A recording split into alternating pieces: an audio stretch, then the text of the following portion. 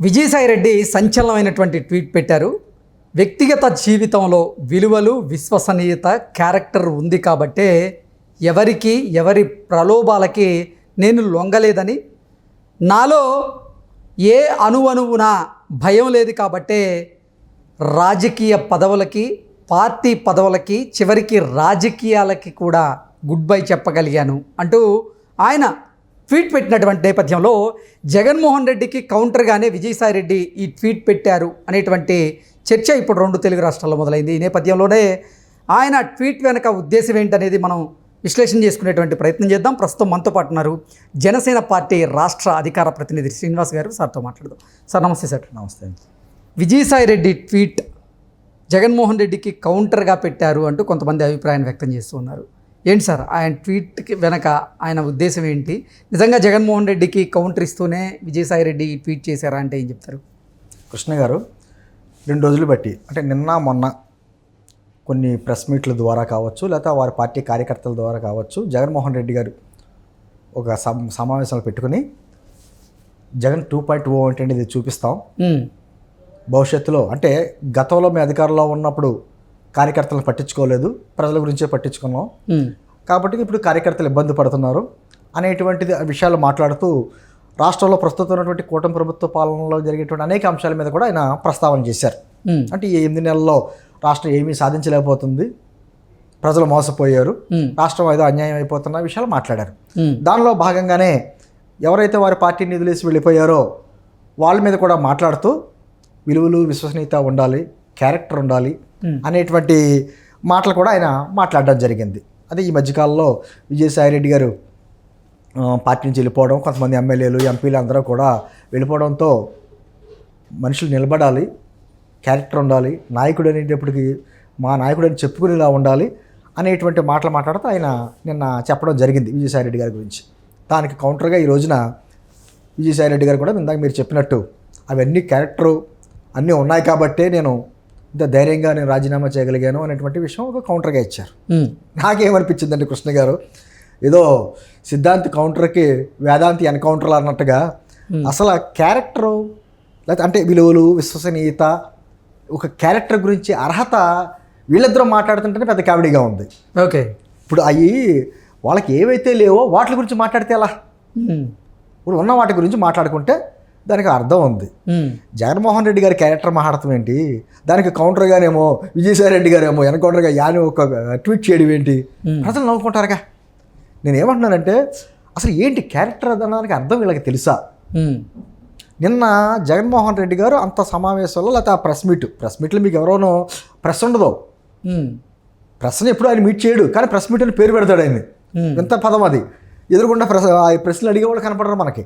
సరే, ఏదో ఒకటి ఒక సమాధానం చెప్పాడు. అన్ని విషయాల్లో వారి హయాంలో జరిగినటువంటి ఈ పెద్దిరెడ్డి భూదందా గురించి కావచ్చు, ఏదైనా ఒక రాష్ట్రంలో గతంలో రానటువంటి కార్యక్రమాలు ఏదైనా ఒక విషయం మాట్లాడా?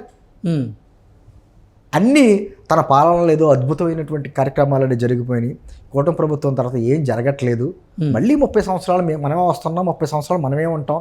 మరి 30 years మ్యానియా ఏంటో నాకు అర్థం అవట్లా. అప్పుడేమో వైనాడు 175 అన్నాడు, అప్పుడు కూడా అలాగే అన్నాడు, మనమే అధికారంలో వస్తున్నాం, 30 years మనమే ఉంటున్నాం అని చెప్పేసి పాప చాలామంది నమ్మారు. అది నా 40% ఓటింగ్ అనే వచ్చింది.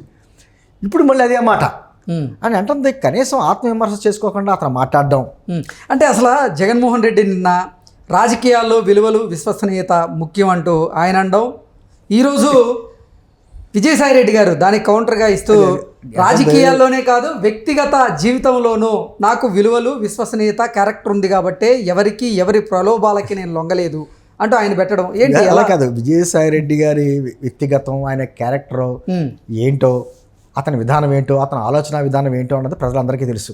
జగన్మోహన్ రెడ్డి గారికి A1 అయితే ఇతను A2గా అతనితో పాటు జైలు జీతం అనిపించిన వ్యక్తి.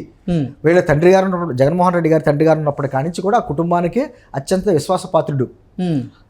అదేవిధంగా జగన్మోహన్ రెడ్డి గారు కూడా విజయసాయిరెడ్డి గారిని బాగా నమ్మిన వ్యక్తి. అతను ఏం చేసినా కూడా నోరు మెదపని వ్యక్తి. వైజాగ్లో అనేకమైన కార్యక్రమాలు చూసాం. వారి కూతురు ఎటువంటి స్థలం ఆక్రమించి కట్టుకుంటే హైకోర్టు కట్టి ఇప్పుడు కొట్టేయమని చెప్పింది, అటువంటి కార్యక్రమాలు చూసాం. అదేవిధంగా విజయసాయిరెడ్డి గారికి సంబంధించినటువంటి బంధువులకు సంబంధించినటువంటి ఫార్మా కంపెనీస్ కావచ్చు, అరవిందో వాళ్ళదే కదా, వాళ్ళకి సంబంధించినటువంటి భూములు ఎటువంటి అక్రమాలు జరిగినా ఓన్లీ ఉత్తరాంధ్రలో 6,000 ఎకరాలు దోశారు.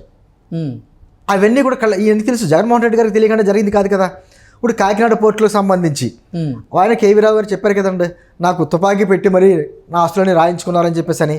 అది ఎక్కడో చోట ఇప్పుడు ఎక్కడన్నా పెద్ద దొంగతనం జరుగుద్దండి కృష్ణ గారు, అదేదో అనుకుంటారు పోలీసులు చాకచక్యం వల్ల పట్టుకున్నారనో అదోనో ఇదో అనుకుంటారు. అదేం కాదు, వాళ్ళ ఓటాలు తెగకపోతే ఎక్కడో చోట బయటకు వస్తాయి విషయాలు.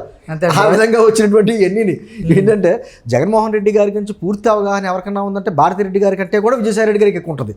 ఓకే, అతను వ్యాపారం ఏంటి, వ్యాపారంలో ఎక్కడ పెట్టుబడులు పెట్టాడు, ఏ విధంగా క్విట్ ప్రోకో వచ్చింది, ఆస్తులు ఏ విధంగా చేయండి, మొత్తం ఇతను చార్టెడ్ అకౌంట్ కదా, కిట్ ప్రోకోని ఎలా మేనేజ్ చేయాలని చేసింది అంతా ఇది ఇతనే కదా. అతనితో పాటు సమానంగా జైలు జీవితం అనుభవించాడు.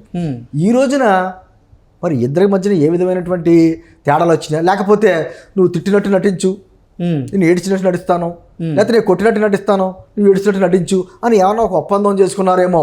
ఇది కూడా రాజకీయ డ్రామాగా చూడొచ్చు అంటారా? పక్కాగా ఏదో ఒకటి డ్రామా. లేకపోతే ఎందుకంటే జగన్మోహన్ రెడ్డికి నీడ విజయసాయి రెడ్డి, ఖచ్చితంగా జగన్మోహన్ రెడ్డి నీడ విజయసాయి రెడ్డి. జగన్మోహన్ రెడ్డి గారికి ఉన్నటువంటి లూప్ హోల్స్ అన్ని పూర్తిగా తెలిసిన వ్యక్తి విజయసాయి రెడ్డి. ఎలా వదులుకుంటాడు, అలాగే ఈయన ఎలా వదిలేస్తాడు, ఇతని గురించి మొత్తం చరిత్ర అంతా జగన్మోహన్ రెడ్డి గారి గుప్పిట్లో ఉంది. అంటే ఈ రాజకీయ డ్రామా వల్ల జగన్మోహన్ రెడ్డికి కానీ అలాగే వైసీపీకి కానీ వచ్చేటువంటి ఆ లాభం ఏంటంటే అంటే ఏమీ లేదు, అంటే డైవర్షన్ పాలిటిక్స్ అంతా. ఓకే, ఖచ్చితంగా ఇది ఒక డైవర్షన్ పాలిటిక్స్. ఆయన ఏంటంటే విజయసాయి రెడ్డి గారికి ఎక్కడికెక్కడ ఉచ్చు బిగుస్తుంది వారికి సంబంధించినటువంటి కేసుల్లో.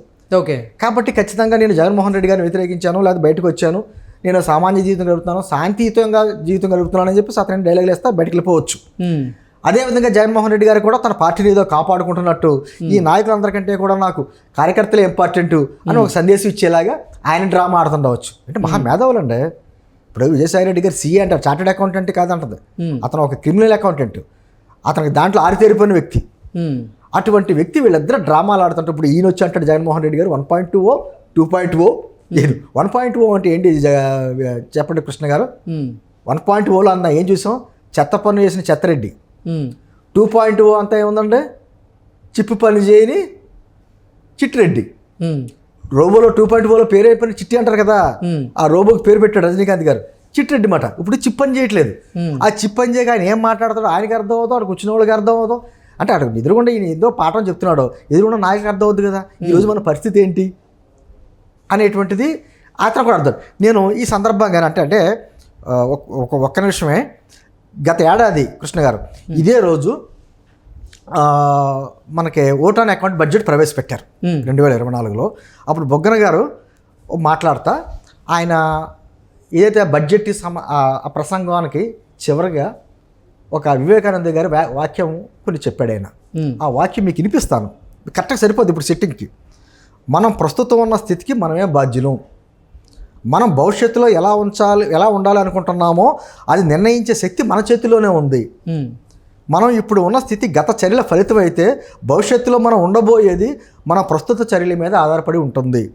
కాబట్టి మనం ఎలా వ్యవహరించాలో తెలుసుకోవాలి అనే వివేకానంద గారి సూక్తి బొగ్గన గారు అసెంబ్లీలో గత ఏడాది ఇదే రోజు ప్రస్తావించారు.